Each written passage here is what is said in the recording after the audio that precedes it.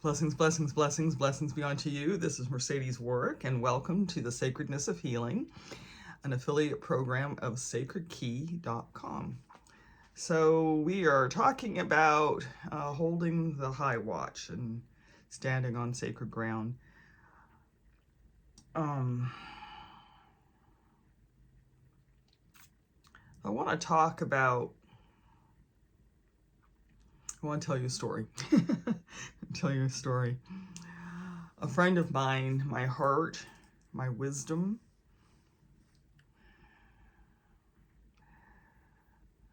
my alter ego, my debate partner, my high watch, my doer, my steady force,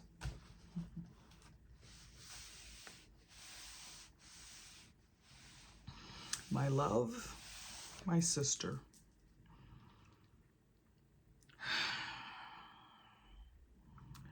She got sick recently, and it was kind of a rolling series of events. And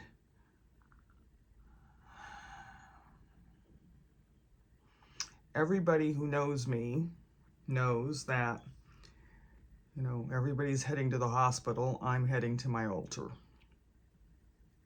And some of that's very practical. I still, hospitals and my immune system are not quite a good combination yet. But even with my personal circumstances, I can just remember, actually, for a long time throughout my life, I would sit apart. I would stand apart. And I'm trying to remember, but I would stand apart and just kind of be in this space of observation. Turn here a little bit, get more comfortable. Be in a space of observation. And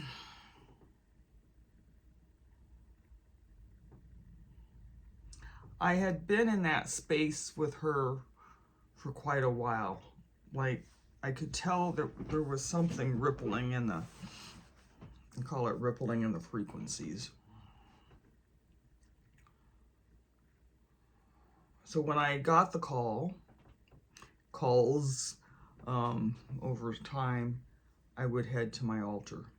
But the last call was the one that had me looking at myself.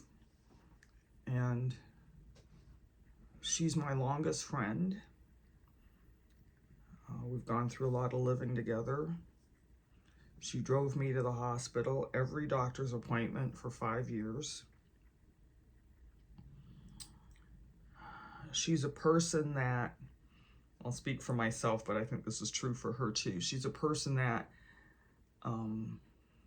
we talk as we need to. So sometimes that's very frequently, and sometimes we just check in. You okay? I'm okay. Okay. Go back. Go return to what you're working on. But I was very, very angry with her. So when I went to my altar, one of the few times I've been angry, really that deeply, I was really angry with her. And I went to my altar to sit. And I wouldn't even say to hold the high watch, just to sit and to see what comes, And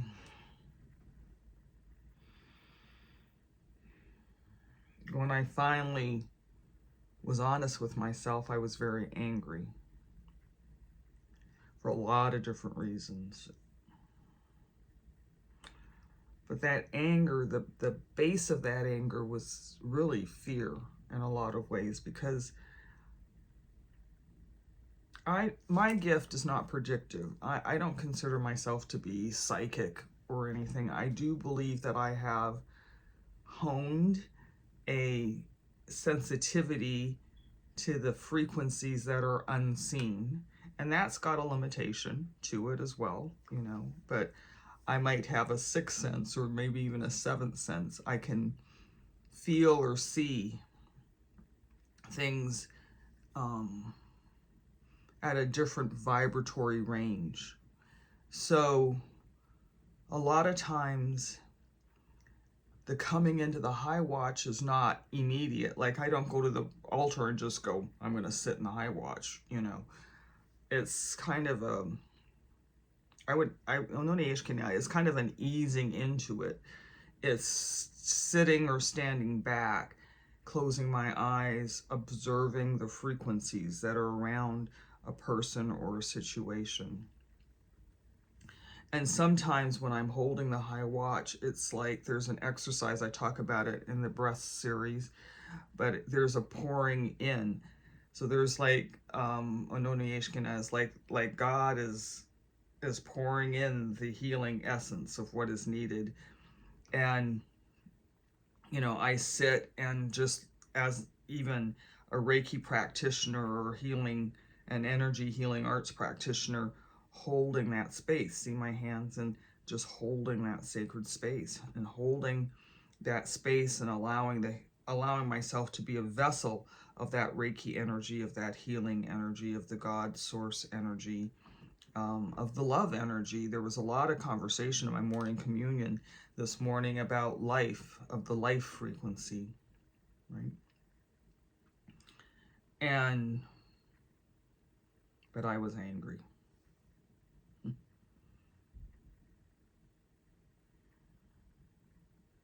So before I could do anything, and I want to say to you, to be perfectly transparent, I was able to sit,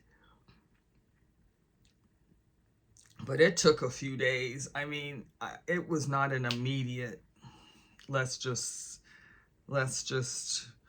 move into this space. I was doing things, you know, I was doing things, and I was prayerful, but to get in that purity of the Sacred Heart, the language that we got yesterday, that to be in the purity of the Sacred Heart, it was like I was so afraid I was going to lose her. And I just don't even know. I don't even know how life would be without her, you know? And I was angry, and I was afraid. One of the few times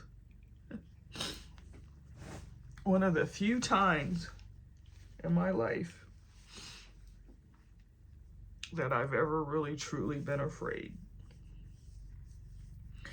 So I said, I know I want to do what I do, as the crew always says, you need to go do what you do, but I couldn't get there. So I sat, and the lesson that I learned was how I entered the space was through a healing. I sat for myself. I don't remember. I have to be transparent. I don't remember saying even words like, God, free me from this anger. I just sat in this space and breathed. And whatever came through, I know something came through, but whatever came through, and I worked, in quotation marks, I sat for me. And this was a very vital lesson.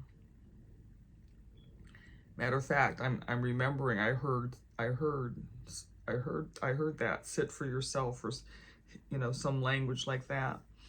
And as I was sitting, and I was sitting for myself, the breath came, and that breath began to calm me down. And then that breath began to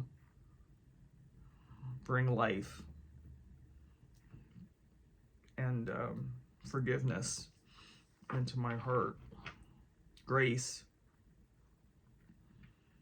And as I was doing and this was maybe 3 sessions, as I was doing the 3rd session of this, I flowed into the communion. And as I flowed into the communion, I began to have the vision. And for me, I'm going to talk about my gift. When I'm in the communion space, what happens is I begin to feel the frequencies, like I began to feel the frequencies of healing. I began to feel the frequencies of having the right combination of doctors available for her. I began to feel the matter of fact, that one was very interesting because I began to feel the communion of her non-physical support, like the angelics. I began to feel the communion of harmony within her family. You know, this can be a very tense and stressful time. I began to feel the communion of I'm going to say of rightness, like the exact right thing at the exact right time would come forward for her. And I began to feel the communion of just the love I have for this lady. And so I was able to sit in that love, and love transcends, transforms, and transmutes. Love is the healing light. Love is the healing force. And so that love transformed I was able to transcend my fear.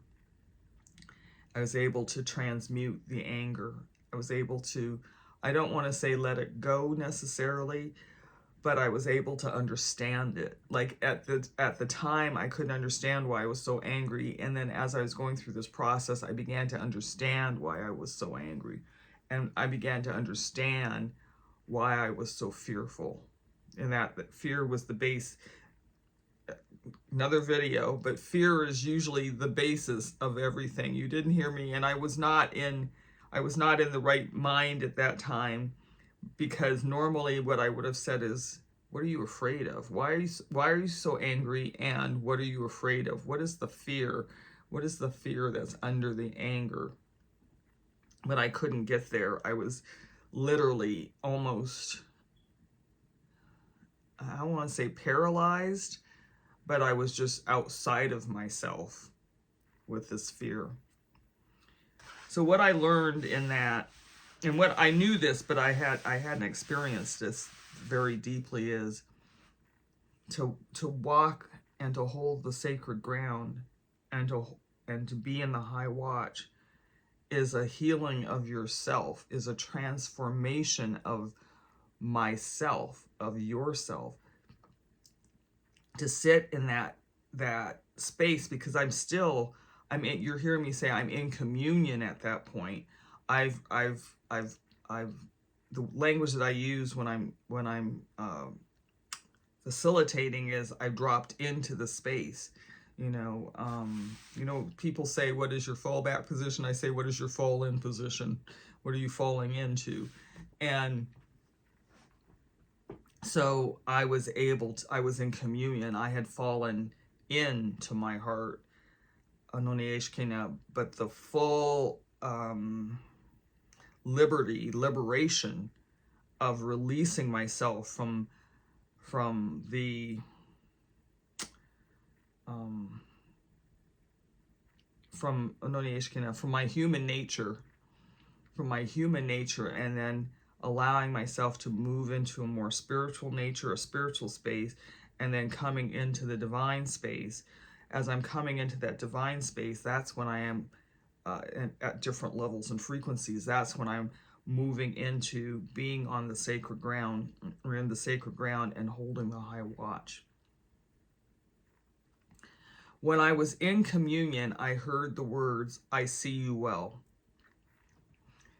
And so once I received that language and I had communicated with her what I had seen as far as, and it was really interesting. Doctors fell away, new doctors came in. It was really fascinating. But as I was explaining this process, and what happened was I heard, "I see you well." And was that was the ground I stand on for my friend, for my dear heart. I see you well. Regardless of what was happening, if there was something that gave the appearance of a setback, something that gave an appearance of steps forward, something that gave the appearance of a coming into a material medicine or a material need. From that point, matter of fact, I texted her yesterday morning, "I see you well." You know, she's greatly improved, thank goodness, but that's the ground that I'm standing on. So I think that the first time I was talking about this, I talked about being in the space of existence. It's beyond emptiness, it's beyond peace, it's beyond emotion and feeling. There's just this beingness, there's just this space of existence that is the holy ground. And what is so, this morning in my communion, I'm going to speak about this soon, but this morning it was like there is just the existence of life. No definition of what life is, just being in the energy, frequency, vibration, and existence of life. And then then the words came, "I see you well." So as things have been transitioning, revealing through this experience, what has happened is I see you well, and that is the ground that I am standing on. So sometimes, and what that means also is, I want to really emphasize this point, because when I first started this years ago, I would have been sitting at my altar in a space for days. And I think there's probably times for that still. I'm not saying that that goes away, but every time I was holding the high watch, I was at my altar holding that space. Now I go to my altar, I get into the communion, I allow myself to drop in, and then I would say on, "I see you well." My guidance is saying, "I see the world well. I see you well." So in that message, what we're saying is, when we sit in communion, it's not that narrow space. It's like we're putting that energy into the world at large, and we're not trying to fix anything. Like, I love that sentence, because I'm not saying the prayer of petition, you know, "Lord, please bring in the healing for the this or the that, you know, I see this."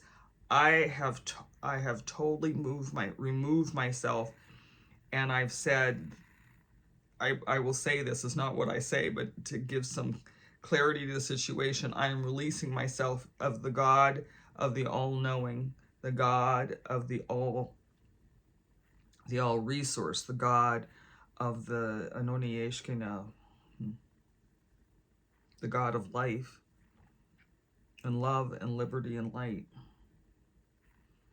Far be it for me to say, "I want it to happen this way. We need this thing. Please bring this person."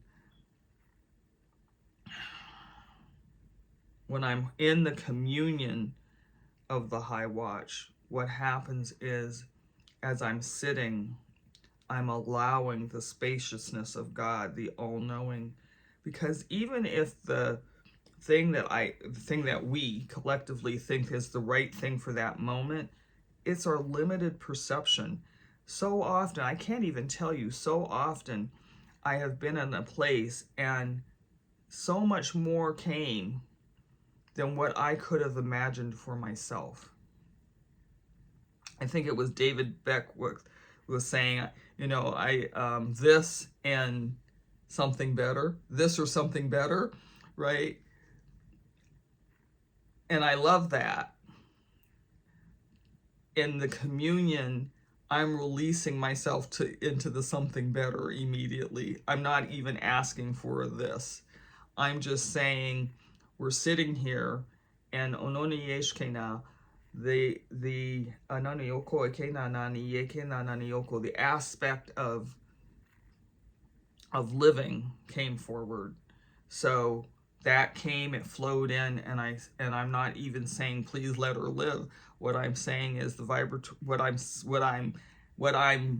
I'm not even saying what I am. This is so hard to describe. What I'm sitting in is life itself.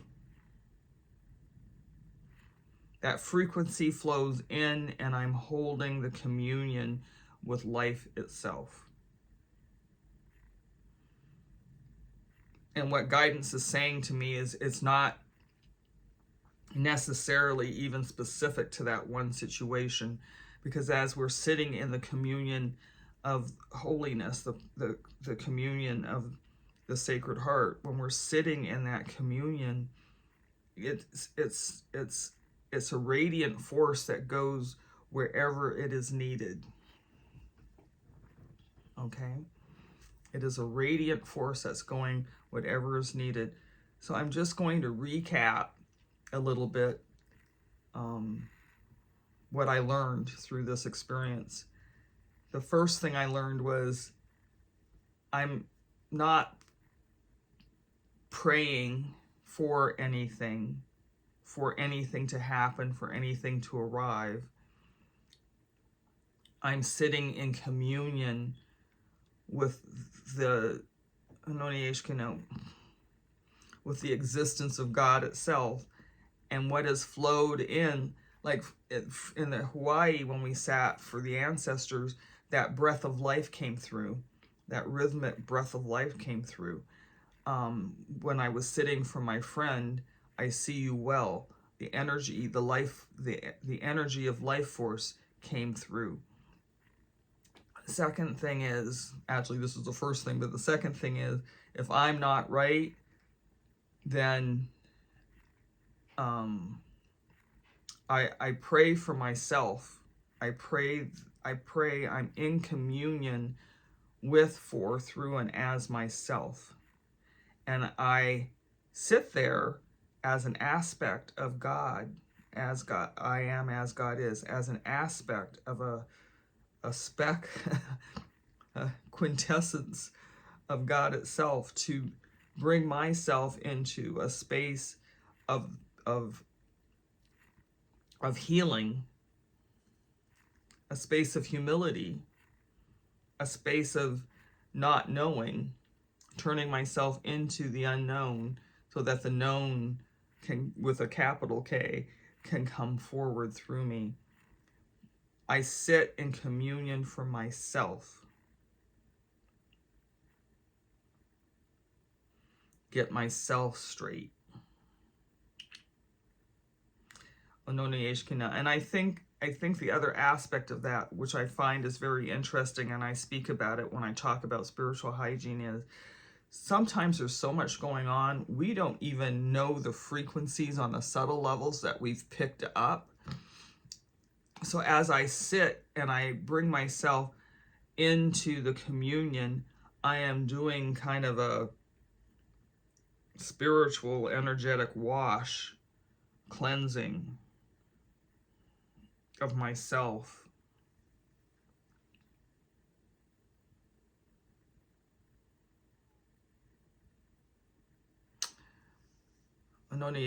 Because we're all connected, the energy is all connected.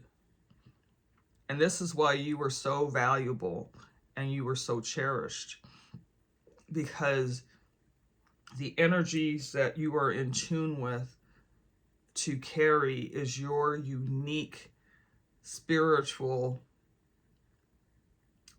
blueprint, fingerprint, footprint, I don't know, but it's your unique spiritual imprint that you bring. So that's why it's so powerful when we're in circle together, because you have your unique gifts, your imprint, your spiritual gift. I have mine, somebody else will have theirs. We come together and we're interconnected, right? And it brings together, like a force field of life, a force field of the divine.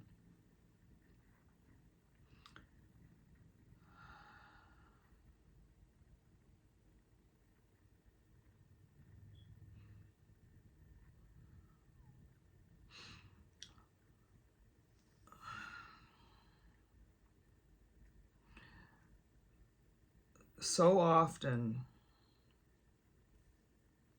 Bert's asking me to talk about judgment. So often we come out of grace and tolerance because we have an idea of the way things are supposed to go, the way things are supposed to look, the way things should be, what is beautiful, what is ugly, what is opaque, what is transparent. All of these different ways that we bring ourselves into a space of a container of some sort. In the high watch, the ground is completely unending. It's it's like when you close your eyes, you don't see a box, you don't see a circle, you see this expansive darkness, really. In my darkness, there's little specks of lights most of the time. But that's the unending, the never ending, the always flowing, the always present. So if you're finding that you have an opinion about something, the way something is going, even if you say, I'm just stressing this because I think we don't think about it this way, but even if you say, oh, that's great, of course it's great. I mean, we can still have human reaction and everything, but not to get it boxed in and solidified to the point of it's going to formulate a container in your psyche, in your mind. That's very important. So as we're coming into being in communion, we're coming into a cleansing of self, doing sort of like a spiritual audit of self, releasing any tension, any fear. How do we do that? We sit for ourselves before we sit for others. And as we sit for ourselves, as I experienced in this one occasion, we can flow into the holy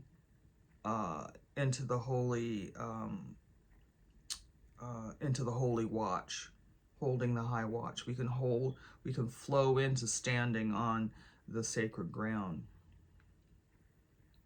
Now, the final thing I think for this video is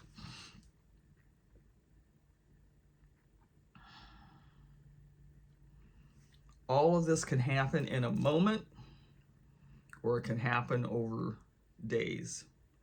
So in my case, I'm sitting for my friend, right? I'm sitting for my friend. I'm working through, why am I so angry about this? That took a moment. It didn't happen instantaneously. And I think it was day 2, was going into day 2, and I'm praying and I'm sitting, but it's not in the same frequency. So I'm at the altar and I'm sitting, but it's not in the same frequency as when I go into holding that high watch and being in the purity of the Sacred Heart. I love that language because I didn't have it until yesterday, but being in the purity of the Sacred Heart. So it's like that.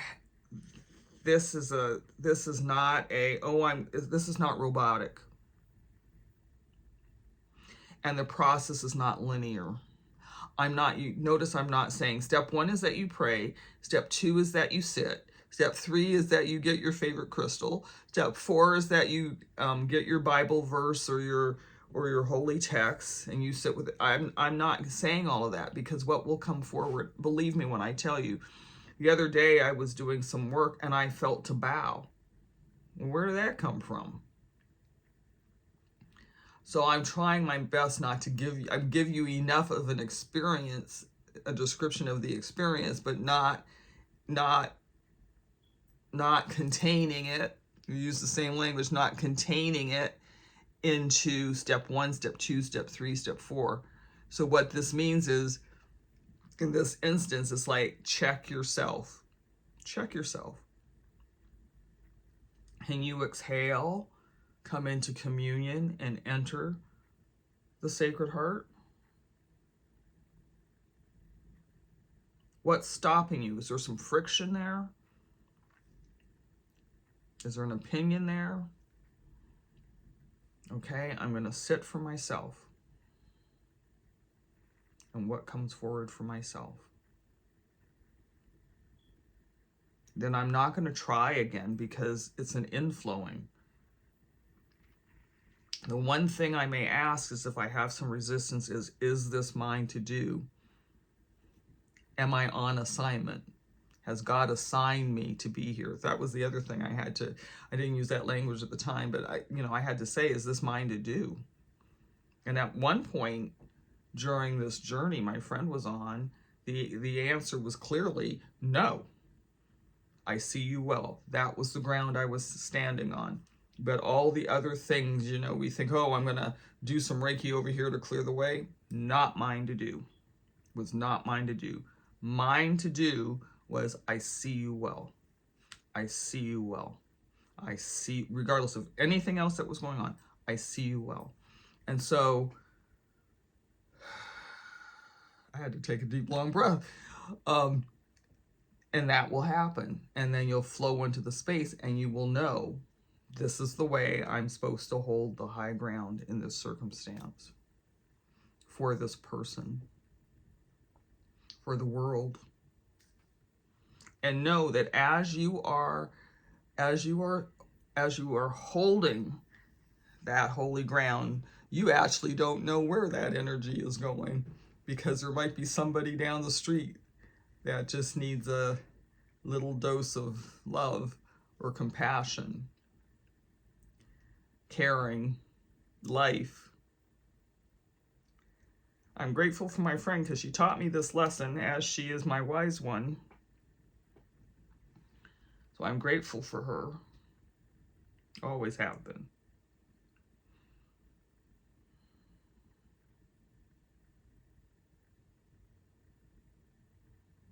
I think this is enough for now. Check yourself. Sit for yourself. Be true to yourself. Understand that you are going into a space of knowing the unknown, so you don't have to know it all. You really just don't have to know it all. Watch the opinions and the excitement. Be in tolerance. Be in tolerance, not intolerant, but be in tolerance. Allow the spaciousness of life to flow in ways that you cannot even imagine. This or something better. Be true to your belief system, but understand that things may come into you that may be from a totally different space, a totally different faith, a totally different principle, and you will know that it is the right energy, because you will be. I would say it would be calm, it will be peaceful, it will not be urgent. Those are the things that I usually check. There'll be some discernment. You might get curious about it, but in existence, all things are available to us. And so we have to be open to receiving the all things.